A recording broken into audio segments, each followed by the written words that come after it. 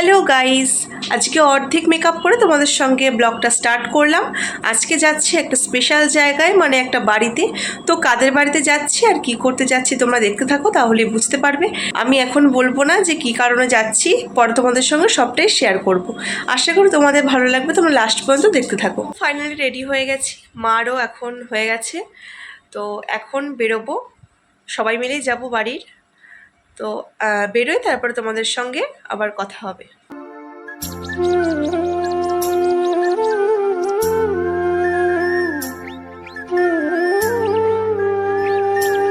বেরিয়ে গেছি আমি আর মা, জেঠি ওরা আসছে। তো কেমন লাগছে আজকে ড্রেসটা পরে আমাকে কিন্তু অবশ্যই কমেন্ট করে জানাবে। আর এই যে মার ফাইনাল লুক, মাকে কেমন লাগছে সেটাও কিন্তু জানাবে, ঠিক আছে? লাইটিংটা দেখো।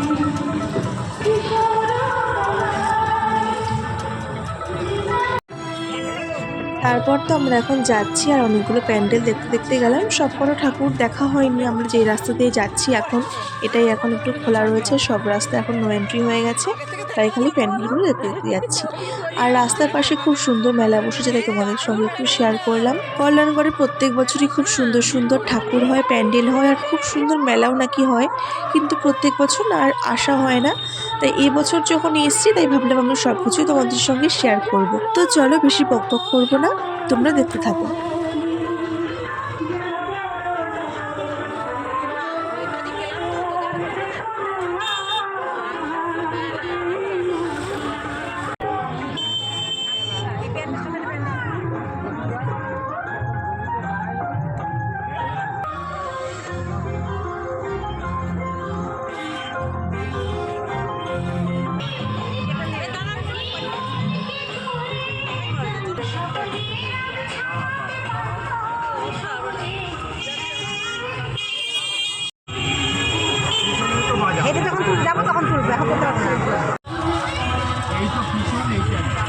এটা দেখলাম এখান দিয়ে যাওয়া যাবে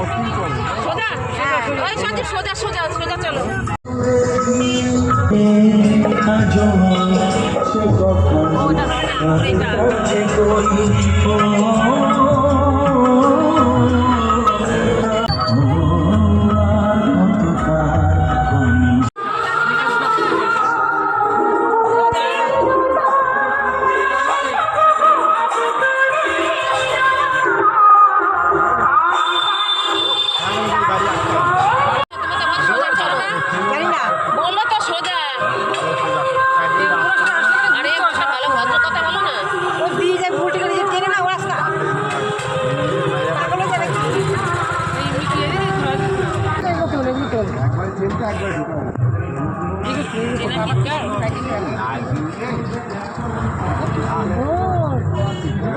ভিতরটা কি সুন্দর! ও এখানে ঠাকুর বসেছিল একটা। তো সোজা চলো, তারপর জিজ্ঞাসা করো না।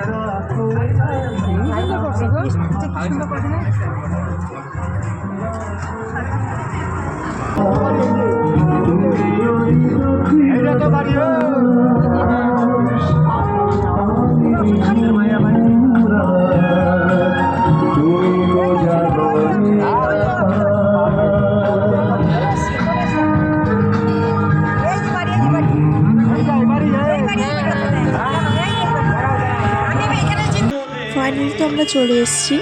আমরা আজ এসেছি দিদি বাড়িতে। কোনো বছরই সেরকমভাবে জগদ্ধাত্রী ঠাকুর দেখতে আসা হয় না। আর কল্যাণগড়ে যেহেতু আমার দিদির বিয়ে হয়েছে, শ্বশুর বাড়িও, সেই কারণেই একবার দিদি বাড়িতেও আসা হলো, ঠাকুর দেখতেও আসা হলো। তা আমাদের বাড়ির সবাই মিলেই প্রায় এসেছিলাম। এখন তো আসার পরে কিছুক্ষণ বসলাম, তারপরে আমাদের এখানে চা দিচ্ছিল।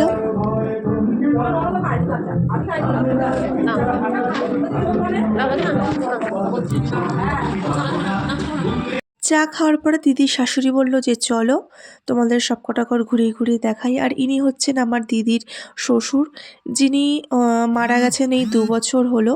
যেহেতু দিদি আর জামাইবাবু এখানে থাকে না, তাই সেরকমভাবে কোনোদিনও আসা হয়নি। এই প্রথমবারই আসলাম, তাই জন্য আমাদের বলছিল যে সব কটা ঘর ঘুরে ঘুরে দেখাবে। তো চলো তোমাদের সঙ্গে একটু শেয়ার করি। এ দেখো, রাস্তার পাশে রয়েছে এটা দোতলার একটা বেলকনি। এখানে আমি দাঁড়িয়ে বেশ কয়েকটা ছবিও তুলে নিলাম।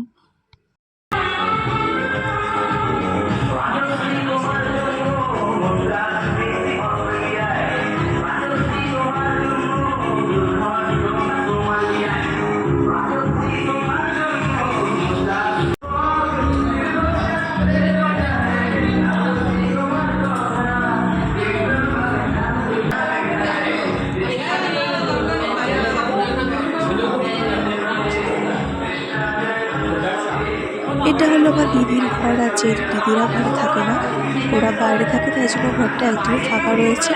আর এটা হলো উপরতলার কিচেন রুম। এইখানে না থাকার কারণে এখনও কিছুই ব্যবহার শুরু হয়নি, ভবিষ্যতে অবশ্যই এগুলো ব্যবহার করবে। আর সব জায়গা থেকে ওদের পুরো মেলাটা দেখা যাচ্ছে। আর ওদের বাড়ির একদম উঠোন থেকেই শুরু হয়ে গেছে পুজো, তাই জন্য যেই ঘরে যাচ্ছি না কেন সেই ঘরের জানলা থেকেই সব দেখা যাচ্ছে। আর এটা হলো ওর রুমের সঙ্গে অ্যাডজাস্ট করা একটা বাথরুম, যেটা এখনও কমপ্লিট হয়নি। তারপর আসলাম আর একটা রুমে। এই রুমটা বেশ বড়, আর এখনও রং করা হয়নি, এখন আস্তে আস্তে বাড়ির সব কাজ হচ্ছে। আর ঘরে যেই জানলায় যাচ্ছি না কেন সেই জানলা থেকেই বাড়ির সামনে মেলাটা দেখা যাচ্ছে। এটা হলো 3 তলার ব্যালকনি, আর এখান থেকেই গিয়ে ঠাকুর ঘর। তো চলো তোমাদের সঙ্গে একটু ঠাকুর ঘরটাও আমি শেয়ার করি। এ দেখো ভোলে বাবা রয়েছে এখানে পাথরের, খুব সুন্দর, আমার তো ভীষণ পছন্দ হয়েছে। আমি নিজেও ভোলে বাবার পুজো করি। তোমরা কমেন্ট করে জানিও যে ভোলে বাবার মূর্তিটা তোমাদের কেমন লাগলো। আজকে তো ফার্স্ট টাইম আসলাম ওদের বাড়িতে, আর আমার দিদির বিয়ে হয়েছে বেশি দিন হয়নি, তারপরে আমাদের আর আসা হয়নি এই বাড়িতে। তো এই আসলাম, খুব ভালো লাগলো, পরিবেশটা খুব সুন্দর। তারপরে তো চলে এসেছিলাম নিচে, তারপরে নিজেকে নিজে একটু দেখছিলাম আয়নায়। এখন যাব একটু ঠাকুর দেখতে। বাড়ির আশেপাশে যে ঠাকুরগুলো হয়েছে সেগুলোই দেখে আসবো। এখন হাঁটতে হাঁটতে যাব। তো চলো এখন ঠাকুর দেখতে বেরোয়, আর তোমরাও দেখো কি কি ঠাকুর দেখলাম।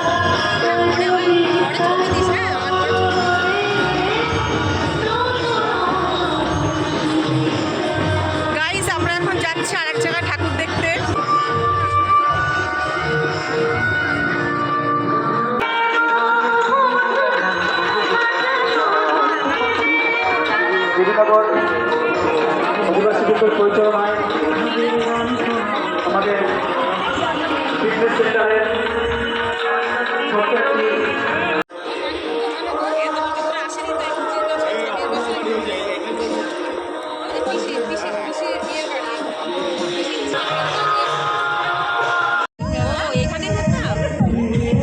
অপর্ণার বাড়ি। হ্যাঁ হ্যাঁ অপর্ণা, ওই দু একটা বাড়ি পড়ে। আমরা শুরু করতে চলেছি।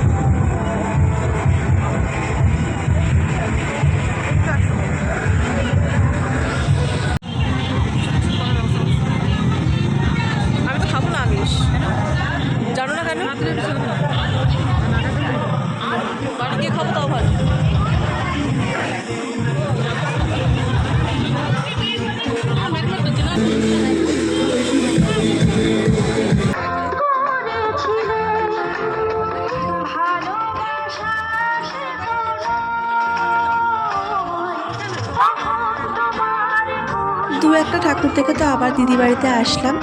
এখানে আমাদের জন্য একটু খাওয়া দাওয়ার ব্যবস্থা করেছিল। এখন খাওয়া দাওয়া করে আমরা বাড়ির পথে রওনা দেবো। রাতের দিকে বেশ ঠান্ডা ঠান্ডা পড়ে গেছে, তাই আর দেরি করবো না।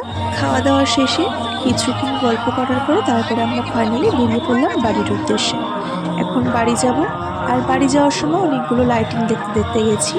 তো চলো আজকে আর বেশি বকবক করবো না, তোমরা আমার সঙ্গে দেখতে থাকো লাইটিংগুলো। আর আজকের ভিডিওতে তোমরা দেখতেই পারলাম কী কী ঠাকুর দেখলাম আর কোথায় এসেছিলাম, তোমাদের সঙ্গে সবটাই শেয়ার করলাম। কেমন লাগলো আমাকে জানিয়ে কমেন্ট করে। জগদ্ধাত্রী পুজোয় কোনো বছরই ঠাকুর দেখতে আসা হয় না, এবার যেহেতু দিদির শ্বশুরবাড়ি রয়েছে এখানে, সেই কারণে একমাত্র আসা হলো। আর এবার থেকে আশা করি প্রত্যেক বছরই এখানে ঠাকুর দেখতে আসবো। তো চলো এখন তো আমরা বাড়ি যাই, আর তোমরা আমার সঙ্গে লাইটিংগুলো দেখতে থাকো। আমাদের